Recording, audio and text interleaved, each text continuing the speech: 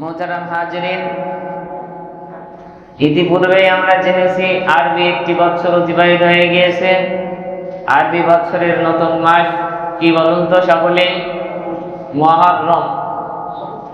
হারাম মাসের ভিতরে মুহররম মাসকে রাসূল সাল্লাল্লাহু আলাইহি সাল্লাম মুহররম মাসকে আল্লাহ রাব্বুল আলামিনের মাস বলে আখ্যা দিয়েছেন। কয়টি মাস? 12টি মাসের ভিতরে মুহররম মাসকে আল্লাহর মাস, মানে এই মাসটা আল্লাহর জন্যই দয়ার নবী এবং সাহাবায়ে আজমাইনরা একেবারে বরাদ্দ করে রেখেছিলেন যে এই মাসে শুধুমাত্র কেবলমাত্র আল্লাহর বন্দেগী করে আমরা জীবন থেকে একটি মাস অতিবাহিত করব। সুবহানাল্লাহি ওয়া বিহামদিহি। আর আমরা কি করব? আমরা বিভিন্ন রাজনৈতিক, কূটনৈতিক, পারিবারিক, সামাজিক, অর্থনৈতিক যত রকম কৌশল আছে এই মাসে বিছে বিছে পরের মাসে সেইগুলো বুঝে বুঝে খাবো বলে নির্ধারণ করি, তাই তো? আমার কথা কিছু মানুষের ব্যথা লাগবে, যাদের ব্যথা লাগবে মনে করবেন যে এই ব্যথাটা আমি দিচ্ছি না, আল্লাহর রাসূলের কথাই আপনি ব্যথা পাচ্ছেন। আর যখনই আপনি ব্যথা পাবেন তখনই বুঝবেন আপনি মুসলমান নেই, মুনাফিক হয়ে গেছেন। আর যখনই বুঝবেন আপনি মুনাফিক হয়ে গেছেন তখনই হাদিস মাথায় নিয়ে আসবেন। আল্লাহ রাসূল সাল্লাল্লাহু আলাইহি সাল্লাম বলছেন মুনাফিকদের স্থান হলো দোজখের একেবারে নিম্ন স্তরে। নাউযুবিল্লাহ। এত কিছু জানা বুঝার পরেও যদি আপনি মুনাফিকি জিন্দেগি যাপন করে পরকালে রাসূলের শাফাত নিয়ে জান্নাতি হবেন বলে আশা করেন, তাহলে আপনি নিশ্চিন্তে ভেবে নেন শয়তান আপনার অন্তরে বসে আপনাকে চালিত করছে। অর্থাৎ আপনি একটা গাড়ি হলে শয়তান এই গাড়িটা চালাচ্ছে, অথচ এই গাড়িটা চলবে কার ইশারায়? সেই রবের ইশারায়, যিনি আপনাকে আমাকে না চাইতে মুসলিম বানিয়েছেন, না চাইতে পা থেকে মাথা পর্যন্ত হাজার কোটি নিয়ামতে ভরে দিয়েছেন। সম্মানিত হাজিরিন, আমি শুরুতেই বলেছি কুরআনের একটি আয়াত, সূরা আন-নামের 60 নম্বর আয়াত। সূরা আন-নামের 7 নম্বর আয়াত। প্রথমে আমরা একটু ঢালাই করে নিই। বলুন তো আরবি সনের সবাই কি বলতে পারবেন? আরবি সন এখন কততম বছর সবাই বলতে পারবেন? 1447 নম্বর সন। 1447 নম্বর সন হিজরি নববর্ষ। অর্থাৎ দয়ার নবী সাল্লাল্লাহু আলাইহি সাল্লাম যেই দিন যেই বছর হিজরত করেছিলেন সেই বছর থেকে এই পর্যন্ত 1447তম সনে আমরা পদার্পণ করেছি। এখন এই যে আরবি সনটা, এই কালচারটা কাদের? মুসলমানদের। আমরা যা রয়েছি আমরা সবাই নাই খ্রিস্টান, নাকি? মুসলমান বলুন, আমরা সবাই মুসলমান না? যদি মুসলমান হই তাহলে আপনার চরিত্রে আরবি নেই কেন? আরবির হিসাব কিতাব নেই কেন? যদি মুসলমান হই, আমাদের সংবিধান আল কোরআন, যার ভাষা মহান রবের মুখের ভাষা, আরবি ভাষা, সেই ভাষা আমরা পারি না কেন এবং শিক্ষার যোগ্যতা অর্জন করছি না কেন সুযোগ থাকা সত্ত্বেও? আমার দয়ার নবীর মুখের ভাষা কি ছিল? আরবি ভাষা। তার ভাষায় হাদিস বর্ণিত হয়েছে, লাখো লাখো হাদিস, সেগুলো আরবি বর্ণিত হয়েছে। এটা আমরা পড়তে জানি না। আমাদের কবরের ভাষা কি হবে? আরবি ভাষা। আমাদের জান্নাত জাহান্নাম ফুলসিরাত হাসর মিজান সব জায়গার ভাষা কি হবে? আরবি ভাষা। অর্থাৎ আরবির সাথে মুসলমানদের রক্তর একটা সম্পর্ক, ইকিনের একটা সম্পর্ক, ইমানের একটা সম্পর্ক।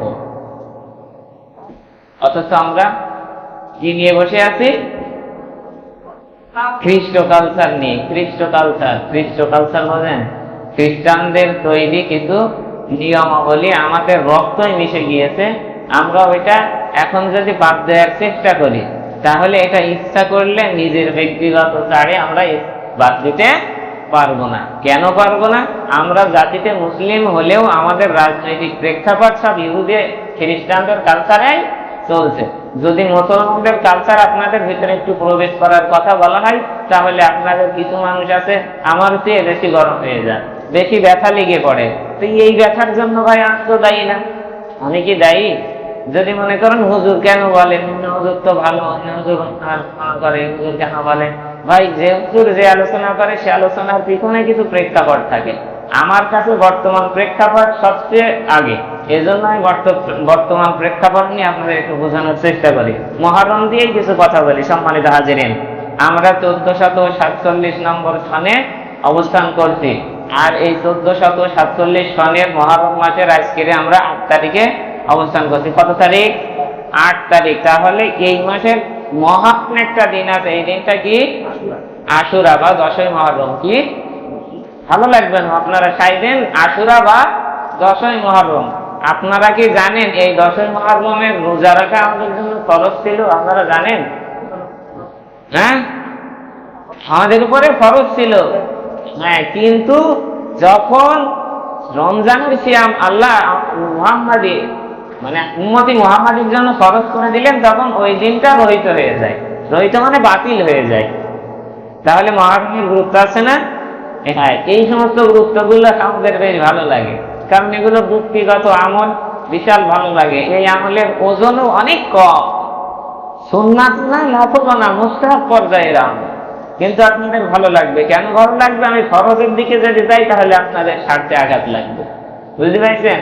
মহরমের আলোচনা সবার ভালো লাগবে, দেখবেন কারোর আমার প্রতি কোনো ক্ষোভ থাকবে না, কিন্তু ক্ষোভ আমি তৈরি করে দিব। সম্মানিত হাজিরিন, খেয়াল করুন, 10ই মুহররম সিয়াম রাখা আমাদের জন্য কি পর্যায়ে বলুন? মুস্তাহাব পর্যায়ে। মুস্তাহাব কত নম্বর ইবাদতের কত নম্বর সিরিয়াল বলতে পারেন? 4 নম্বর সিরিয়াল। 1 নম্বরে ফরজ, 2 নম্বরে ওয়াজিব, 3 নম্বরে সুন্নাত, 5 নম্বর পর্যায়ে, 4 নম্বর নফল, 5 নম্বরে মুস্তাহাব। তাহলে ইবাদতের 5 নম্বর পর্যায়টা আমাদের বেশ ভালো লাগে, কিন্তু মাথায় যিনি বসে রয়েছেন ফরজ, এই বিষয়ে কথা বললেই ভাই আমাদের ব্যথা লাগে। ব্যথা লাগে না বলেন? কিছু মানুষের ব্যথা লাগে। আপনাদের পায়ে ধরে মিনতি করি, আপনারা এই মুনাফিকি থেকে বের হয়ে আসুন। আল্লাহ রাব্বুল আলামিন এই মুনাফিকদের দিকে ইঙ্গিত করে বলেছে, ও অবিশ্বাসীরা, ও মুনাফিকেরা, অবিশ্বাসী বলে ডাকেননি, যারা বিশ্বাস করেছেন এবং কাফেরদের সাথে সমঝোতা রেখেছেন, সম্পর্ক রেখেছেন, বন্ধুত্ব বাড়িয়েছেন। ইন্নাল মুনাফিকিনা আউলিয়াউ মুনাফিকুন, নিশ্চয় মুনাফিকরা বন্ধু বানায় মুনাফিক। তাহলে আপনি দিনের বেলায় থাকবেন আল্লাহর ওলিদের সাথে, আর রাত্রি হলে আপনার আদান প্রদান যত সালাহ পরামর্শ সব তাদের সাথে, তাহলে আপনি তো নিশ্চিত মুনাফিক। সম্মানিত হাজিরিন, আমি বেশ কিছু পয়েন্ট নিয়ে কথা বলতে চেয়েছিলাম, কিন্তু আমাদের মুসল্লির সংখ্যা, যে সময় আমি উঠি 35-36-এ উঠি, 12টা 35-36-এ উঠি, মুসল্লি থাকে 18 থেকে 20 জন, কিন্তু আজকের উঠেছি 85, মুসল্লি এসেছে 50 জন মতো। কিন্তু আমরা যখন বাড়ি যাই মুসল্লি থাকি প্রায় 300-র কাছাকাছি, তাই না? এখন আপনাদের সকলের কাছে দরখাস্ত, যারা আগে এসে বসে থাকে ইনাদের মধ্যে কিছু মুরব্বী রয়েছে, ইনারা কি জন্য আগে আসে জানেন? কেউ জানেন?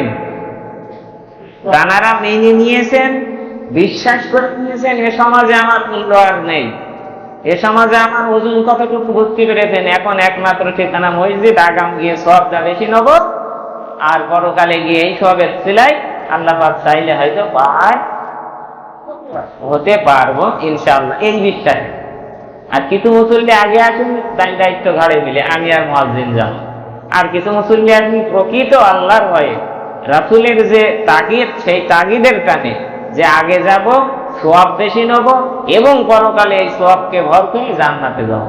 আর কিছু মুসল্লি আসেন সমাজ বাঁচানোর জন্য, আর কিছু মুসল্লি আসেন বাড়ি, মা বাপ এবং স্ত্রীর ধমক খেয়ে। শেষ মাথায় ইমাম সাহেবের খুতবা শেষ, সেই সময় আসবে ওই অমনি এসে আসবে, তাগায় মাথা নিচে করে ওপরে যাবে, গিয়ে আবার তারা সকলের আগে বেরিয়ে চলে যাবে। এর মুনাফিকি নামা 5 শ্রেণীর মুসল্লি আমাদের মসজিদে অবস্থান করছে বর্তমানে, এবং শেষ পর্যন্ত এই 5 নম্বর শ্রেণীর ভিতরেই থাকবে। তাহলে আমাদের আলোচনার বিষয়বস্তু হলো মহরম। মহরমের একটা বিশেষ দিন আছে, সেটা হলো আশুরা। আশুরার এই দিনটার নাম হলো 10ই মহরম, মহরম মাসের 10 তারিখ। এই দিনটা কি শুধু পুরাতন ঐতিহ্য অনুযায়ী কি মহামূল্যবান? আর একটা ঘটনা আছে না, উম্মতি মুহাম্মাদের জন্য একটা নিদারুণ একটা ঘটনা রয়েছে, ব্যথার একটা ঘটনা রয়েছে, যেটাকে সর্বোচ্চ স্মরণ করে তারা বলুন তো, শিয়া সম্প্রদায়। 10ই মুহররম এলেই তাদের বহু কর্মসূচি থাকে। নিজেদের দেহ, যারা বেশি মহব্বত প্রিয়, তারা নিজেদের দেহ রক্তাক্ত করে অস্ত্রের আঘাতে। হ্যাঁ, অতিরঞ্জিত না শুধু, এটা সম্পূর্ণ ইসলাম বিরোধী কাজ। সম্মানিত হাজিরিন, আলোচনার মৌলিক বিষয় বলি। রব্বুল আলামিন বলছেন, ওয়াহুয়াল্লাযী ইয়াতাওয়াফফাকুম বিল-লাইলি ওয়া ইয়ালামু মা জারাহতুম বিন-নাহারি সুম্মা ইউবআসুকুম ফীহি লিয়াকযা আজালুন মুসাম্মা। সূরা আনআম আয়াত নম্বর 60। আল্লাহ রাব্বুল আলামিন বলছেন, তিনি রাত্রিকালে তোমাদের মৃত্যু ঘটান। কিরা মৃত্যু ঘটায় রাত্রে? জবাব দিন, কে ঘটান? মানে যখন আপনি ঘুমান, এই ঘুমটা আপনার মৃত্যু। বলুন, যেমন আমি বলি, আমি যখন রাত 12টায় 1টা 2টোয় দুই একদিন রোগী হয়, গতকালও হয়েছে, এসে যখন শুই তখন আমি মৃত। ফজর আমার সেদিন আর কেউ ঠেকাতে পারবে না, আসতেই পারবে, বুঝতে পারছেন? ওদিন আমি মৃত। তো আল্লাহ পাক যদি চাই ঘুমের পরে আমার মৃত্যু হয়ে যেতে পারে না? বলুন, বহু নজির আছে। তার মধ্যে একটা নজির আমাদের গ্রামে রয়েছে, নূর মোহাম্মদ চাচা ঘুমের ভিতরেই ওই হয়ে গিয়েছে, আল্লাহ পাক তাকে উঠাই নিয়েছে, মালাকুল মউত দেখা দিয়েছিলেন। পাশে স্ত্রী শুয়ে রয়েছে, উনি বলতেও পারেন না। তাহলে আল্লাহ পাক এই আয়াতে বলছেন, তিনিই রাত্রিকালে তোমাদের মৃত্যু ঘটান, এবং দিনে তোমরা যা করো তিনি তা ভালোভাবে জানেন।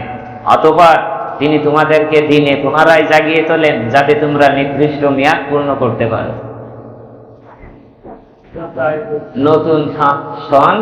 নতুন সনের ইঙ্গিত। এটা একটা বিষয় এখানে গুরুত্বপূর্ণ, সেটা হলো আল্লাহ পাক বলছেন যে তিনি রহম করেন, তাই তুমি সকালে মুখ দেখতে পাও। সকালের সূর্য উদয় তোমার জীবনের সূর্য উদয়ের মতো হয়। এখন আল্লাহ যদি চাইতেন তাহলে তোমার ওই নিদ্রাটা একেবারে চির নিদ্রা হয়ে যেত। সুতরাং দয়াল নবী সাল্লাল্লাহু আলাইহি সাল্লামের হাদিসে বলতেন যে তোমরা যখন নতুন সকালের মুখ দেখবে তখন আল্লাহর শুকরিয়া আদায় করো যত সম্ভব বেশি বেশি। আর এর প্রথম শুকরিয়া হলো সালাতুল ফজর আদায় করা। আজকে আমরা কত লোক ফজরের নামাজ পড়িনি? এটা ফরজ, আর আশুরার রোজা রাখা মুস্তাহাব, এটা ফরজ। আজকে আমরা ফজর যারা কাজা করেছি, পড়িনি, কাজা করা মানে তাও কাজা করেছে, আর মোটেই পড়িনি, একেবারে বাদ দিয়ে দিয়েছে। সম্মানিত হাজিরিন, এজন্য রাসূল সাল্লাল্লাহু আলাইহি সাল্লাম আমাদের বিশেষ করে শিক্ষা দিয়েছেন, প্রতিদিন ভোরে মহান রবের দরবারে হৃদয় কৃতজ্ঞতা প্রকাশ করে তার দরবারে শুকরিয়া আদায় করা। হাজিরিন, আমরা অনেকে নববর্ষের শুভকামনা জানাই। বস্তুত কামনা বা শুভেচ্ছা নয়, দোয়া হলো ইসলামের মূল রীতি। শুভেচ্ছা অর্থ মানুষের মনের ভালো ইচ্ছা, শুভেচ্ছা অর্থ মনের ভালো ইচ্ছাগুলো, হ্যাঁ, এটা হলো শুভ ইচ্ছা।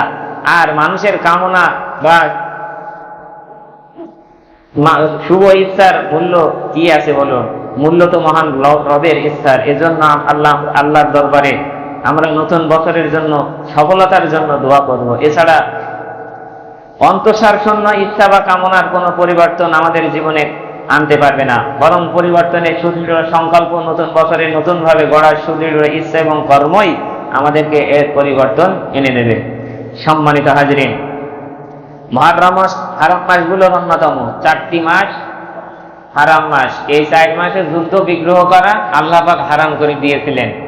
এই 4টি মাসে যদি কাফেররা মুশরিকরা মুসলমানদেরকে আঘাত করত, তাহলে তারা তাদের কাছে মিনতি স্বরে বলতো, আমরা হারাম মাসে রয়েছি, এ মাসে আল্লাহ যুদ্ধ বিগ্রহ রক্ত বিবাদ আমাদের জন্য হারাম করেছে, তাই আমাদের সাথে ঝামেলায় লিপ্ত হইও না।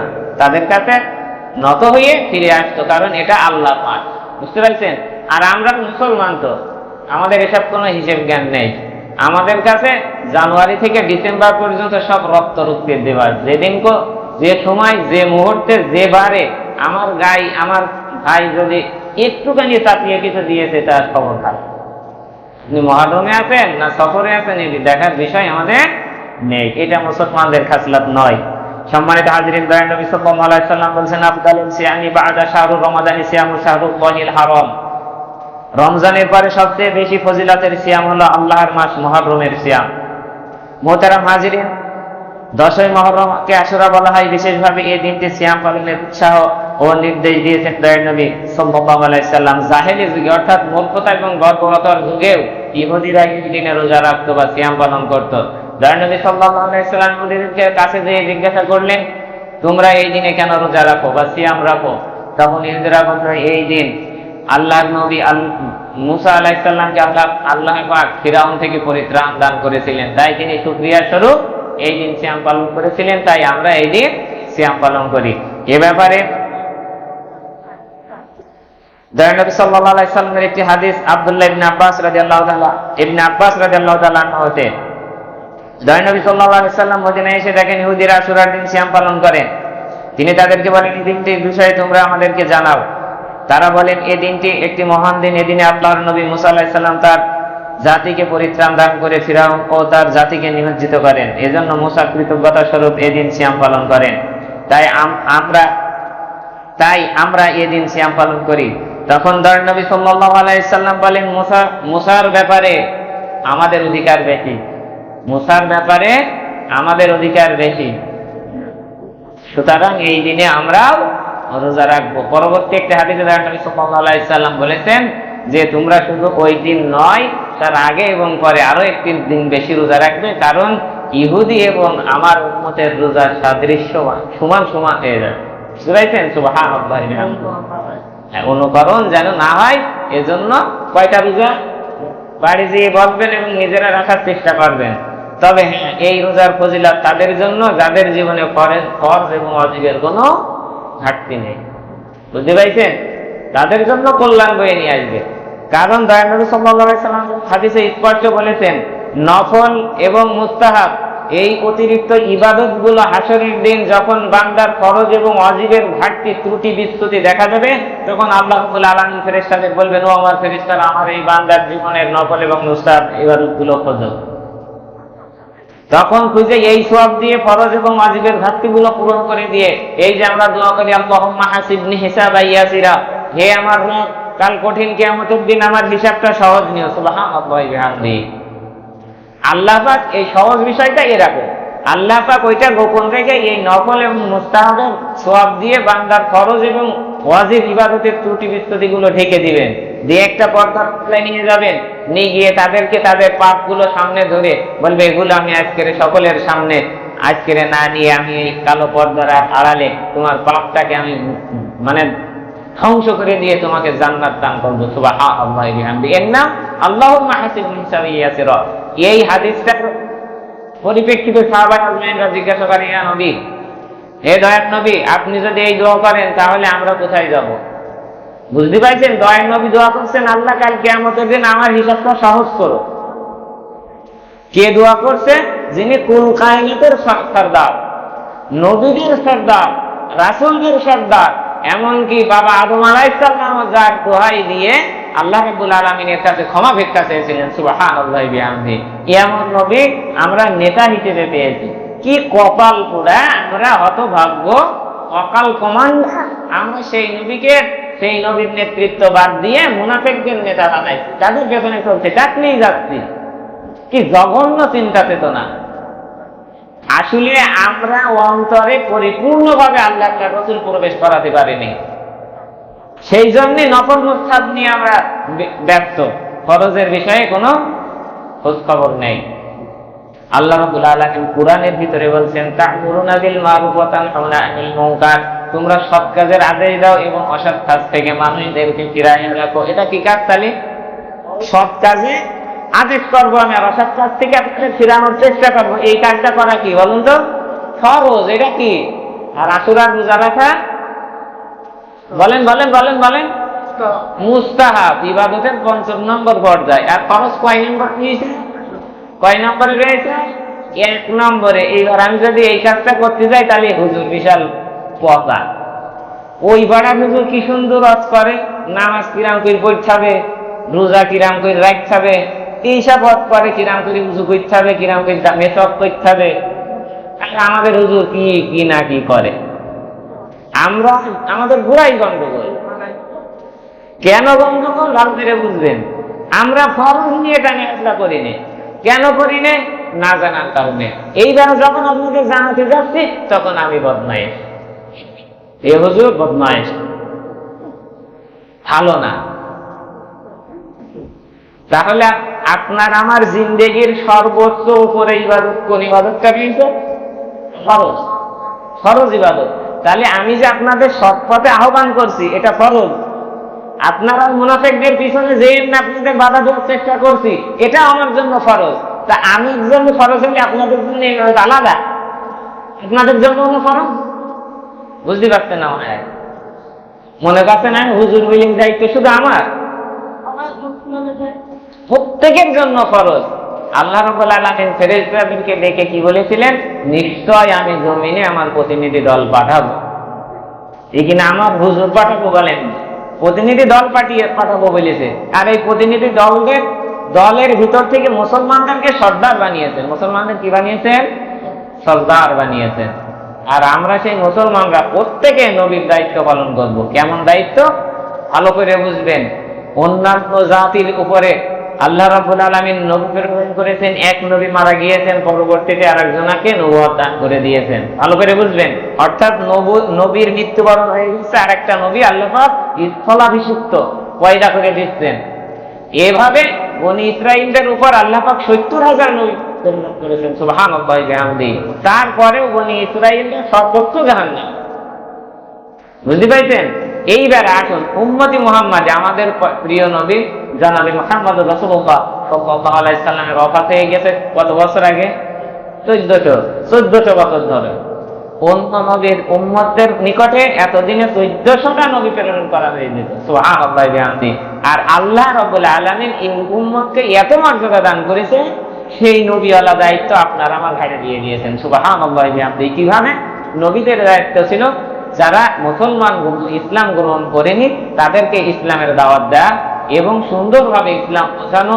এরপরে যারা মুসলমান হয়েছে তাদেরকে ৫ ওয়াক্ত নামাজের দাওয়াত দেওয়া, আল্লাহর জমিনে আল্লাহর বিধান কায়েমের আপ্রাণ জিহাদ মানে চেষ্টা করা, নবীকে অনুকরণ করা, ফরজ বিষয়গুলো, রমজানের সিয়াম মিলে সিয়াম পালন করা, এইগুলো নসিহত করা নবীদের দায়িত্ব। কিন্তু এই দায়িত্বটা এখন আমাদের উপরে চলে এসে না? আমি কি নবী? নাউযুবিল্লাহ। আমি সামান্য নগণ্য নিম্ন স্তরের একজন উম্মত। আপনিও সেম কাজ করতে পারবেন। ভাই একজন নামাজ পড়তে আসে না, ভাই নামাজের সময় এসে নামাজ পড়তে আসুন, এটা হচ্ছে তা'মুরুনা বিল মারুফ, ফরজ। সৎ কাজের জন্য আদেশ দিচ্ছেন, এটা ফরজ। মানুক না মানুক আপনার দায়িত্ব আপনি পালন করেছেন। একজন খারাপ কাজ করছে, ভাই এই কাজ করা যাবে না, ইসলাম বিরোধী কাজ, আল্লাহ রাসূল নিষেধ করেছেন, ভাই এটা করা যাবে না। আপনি বাধা প্রদান করলেন, সে মানুক না মানুক আপনি একটা ফরজ ইবাদতের সওয়াব পেলেন। সুবহানাল্লাহি ওয়া বিহামদিহি। আপনারা মনে করেন এই দায়িত্ব শুধু হুজুরদের? না, প্রত্যেকের ঘাড়ের উপর। এজন্যই উম্মতি মুহাম্মাদীকে সর্বোচ্চ উম্মত এবং সম্মান প্রদান করা হয়েছে। সুবহানাল্লাহি ওয়া বিহামদিহি। সম্মানিত হাজিরিন, আলোচনার মেইন থিম ছিল মুহররম এবং এই ফরজ, মুস্তাহাব এবং ফরজ। মূল বিষয়বস্তু আপনাদের সামনে কিন্তু আয়নার মতো স্পষ্ট। যদি বলেন বুঝিনি, তাহলে আপনার মতো বোকা আর কেউ হতে পারে না।